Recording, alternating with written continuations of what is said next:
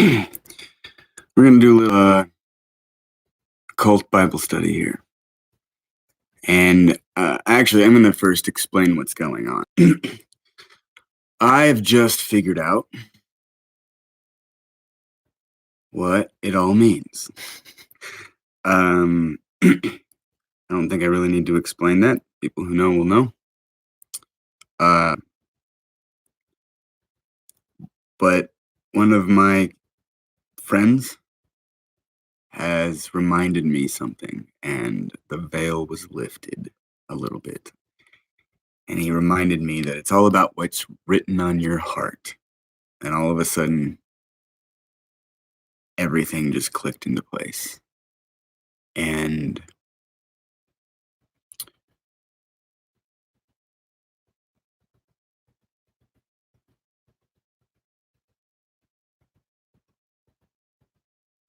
I don't know how to really explain it further than that.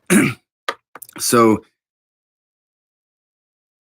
I want to talk about, in the occult tradition, the world over, not in any specific culture, they understood that power comes from that aspect of writing things on your heart.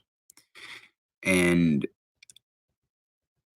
as a former Christian, I understand that Christianity is and Judaism is just one big Bible or one big book club, and the people who are in charge of that understand the concept of magic, of creation, manifestation, and if you can get a whole bunch of people to believe in something and write it upon their heart, then the traditions say that that thing becomes a real thing.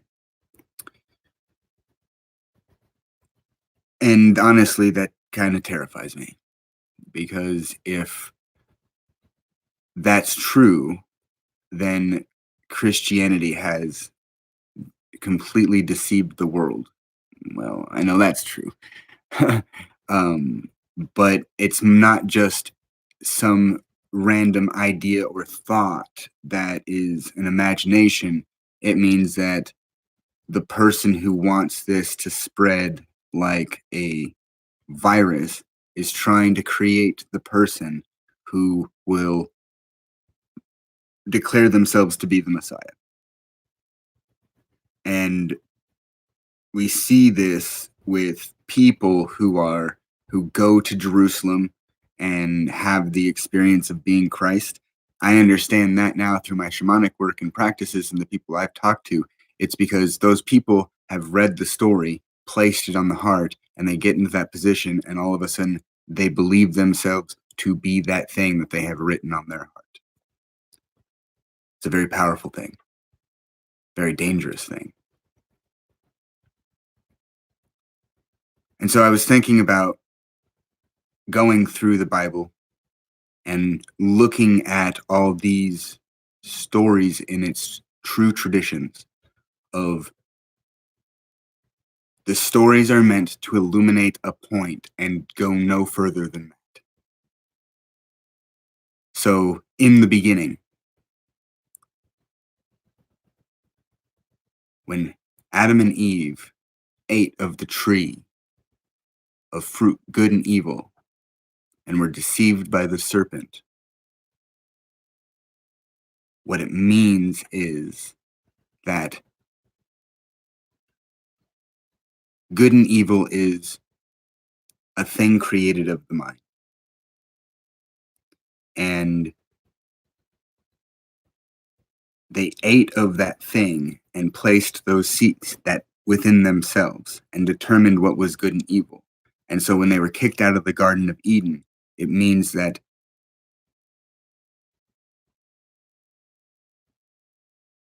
they have chosen what was good and evil versus what was natural.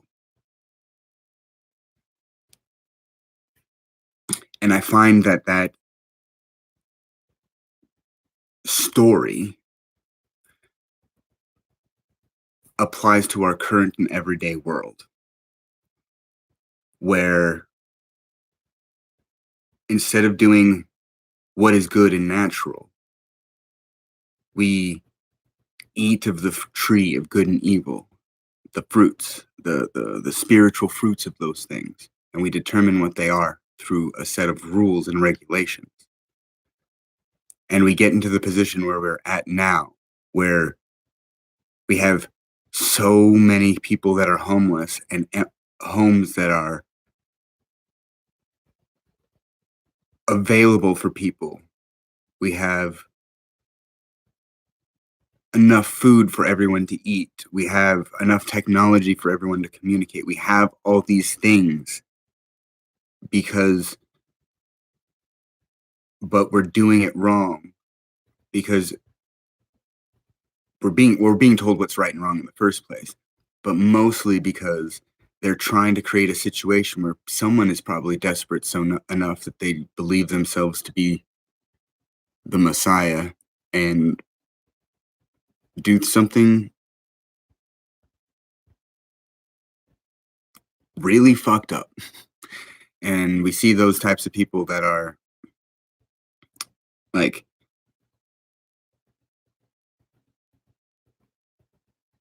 we'll take the Unabomber, for example. I have not read any of his things, but I've talked to people who have. And he says a lot of really powerful things that speak to people's hearts. But the way that he did it, he went about it, or was set up to do it. However, you want to think about it. But the end result of it is that it did wrong. And but in that same way, imagine someone who does something like that, and instead of knowing that they're human and what the spirit is, they believe themselves to be God and go around and killing people. And if we look at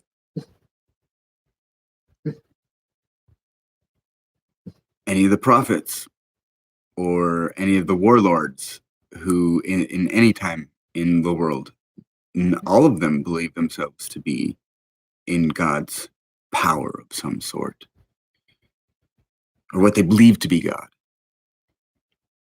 And that's really where we're at is it. Look at Donald Trump. Donald Trump says that he's the chosen one. Rudy Giuliani said that he's the chosen one. And it's because these people are so desperate. They've been in, these are the secret fucking societies that understand this and share this amongst themselves and using this power. And they've all put their eggs in that basket. And it's created a disaster because all you have are people that are believing it, imagining it, but they don't sit it on their heart. And if we look at any of the ancient Indian texts, they all say that, well, we're all God. If anyone claimed to be God and went to India, the yogis would be, congratulations, what are you going to do about it? And so that means we're all that. And it means nothing special anymore. It means nothing unique. It means we're no different than stone.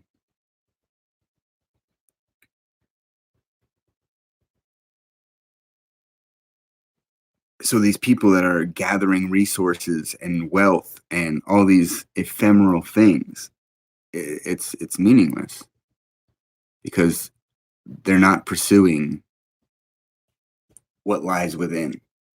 They're pursuing what lies without, but they're using that same, I don't want to say power. Oops.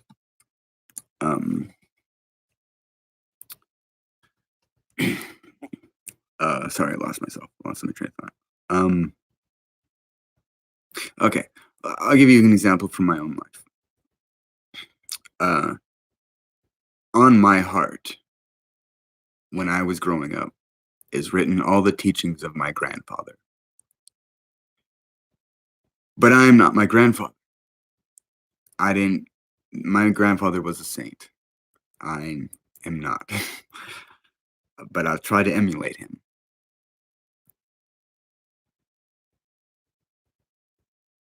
So when I encountered the things in my life, the things that got me through it were the teachings of my grandfather. And that's in essence spirituality, is just knowing those things are invisible. What's in your heart? That's spirituality. That's it. That's it. There's nothing complicated about it. Religion is just another term for a school of thought to condition your heart. So,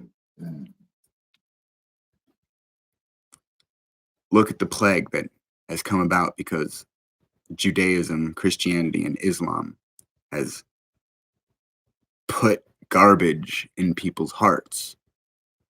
But if we look at the parable of the sower of the weeds, there's truth in it, just twisted. And so we must examine those things. My grandfather would say the fruits of the Spirit: love, joy, peace, patience, kindness, goodness, faithfulness, gentleness, and self-control. We need to look at these things that are brought forth by Christianity. So I'm not saying Christianity is total garbage. I think that it's the people that really follow it with their heart are walking a true path. But it's just one path of many paths.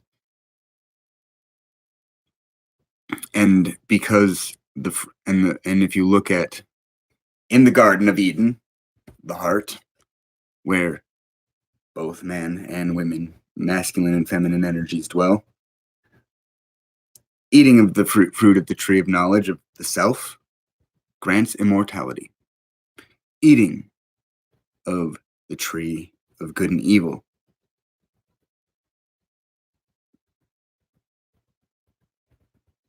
gets you kicked out.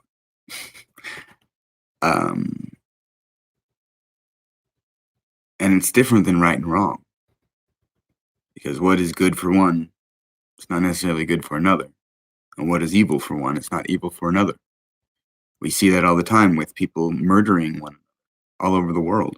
We see that with people going to war, and like the United States going to war, like absolute total bullshit, total garbage. The reason why we have ever been over in the Middle East, but we excuse it. Our entire economy runs on it, on blood. And the people that have benefited from it have declared good and evil without eating of the tree of knowledge. And so they twisted and wrecked everything that it was meant to be as. But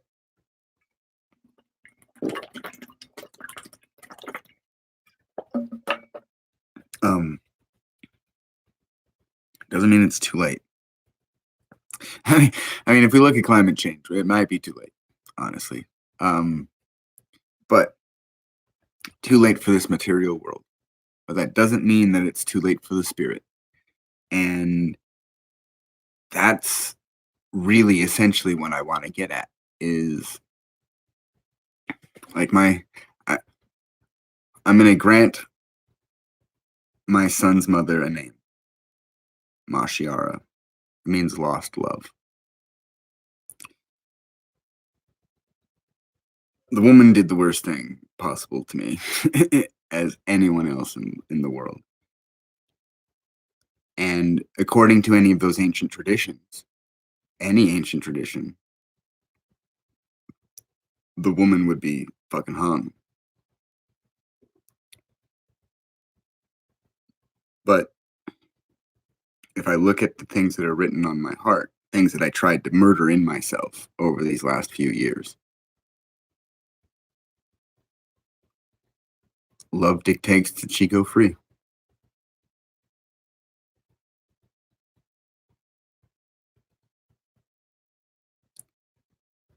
It played out in my mind many, many, many times. Death. But when I came to my heart, it can never be so.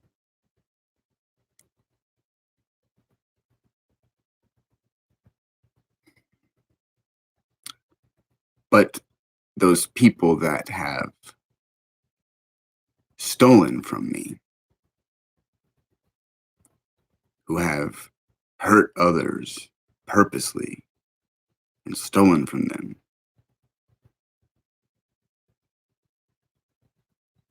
I have no issue with that. And either they step aside, or every step I take towards my son is going to be on another person's skull.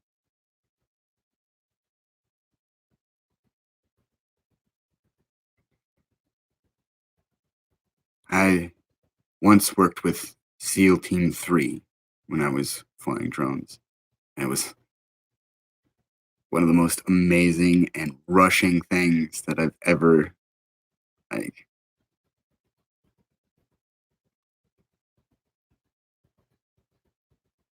the imagination that I have of these guys is probably way, way more than what they probably are. But in my own mind, they're demigods. And I got to speak with the command. He came and the team came and debriefed with us. And even though I want to ask so many questions, I wanted to talk to these guys. And my squadron was like they're like, shut the fuck up, church. If you ask any questions, we'll beat the fuck out of you if you afterwards.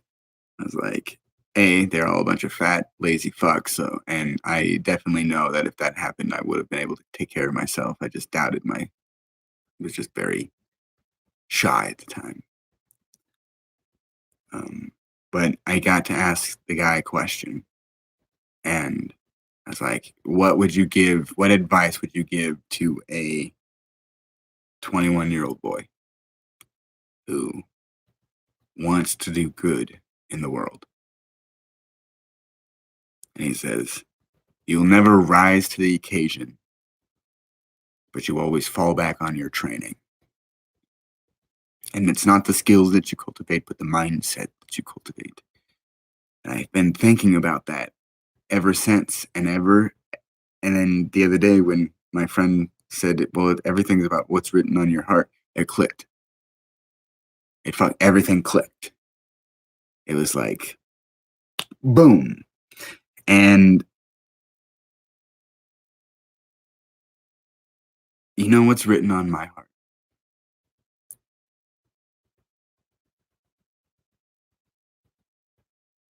Love.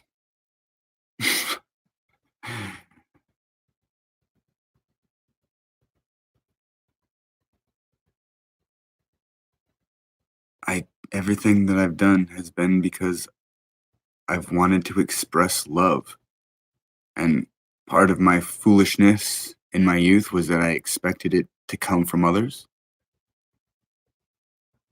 as well as myself. So I've had to drop the expectations of what I've expected from others.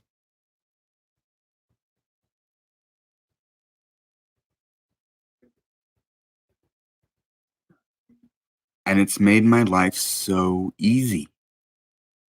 It's made my life incredibly easy. I just do good. There's a Taoist saying that is like, oh, I'm not sure if it's Taoist or my grandfather. In my head, I have my grandfather saying it. But it says, like the rain that falls on good and evil alike, let your kindness shower.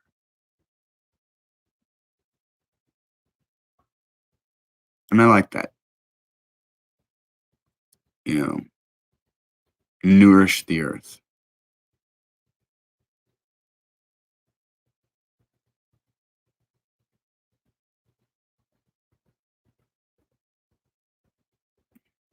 Yeah. And I hope I make sense to someone. You know, it says in the Bhagavad Gita that some people will understand what you say, some people won't. Some people will find it strange and inspiring, and some people will get it. I think a lot more people understand the phrase, what is written on your heart, than some grandiose spiritual mumbo jumbo. Why speak of the ministers of God when it's just as simple as what is written in your heart?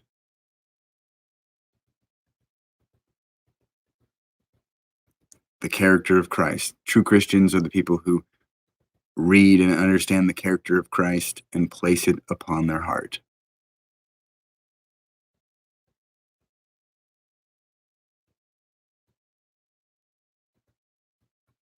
If someone wants to be the Messiah, they can be the Messiah. I've read all the stories. I wouldn't want to be that person. That's a terrible fucking job.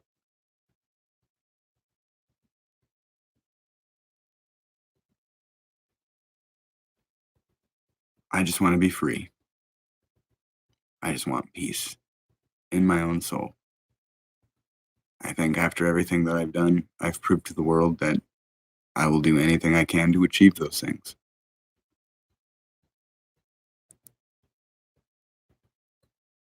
And I'm capable of achieving those things because truth is harder than any sword.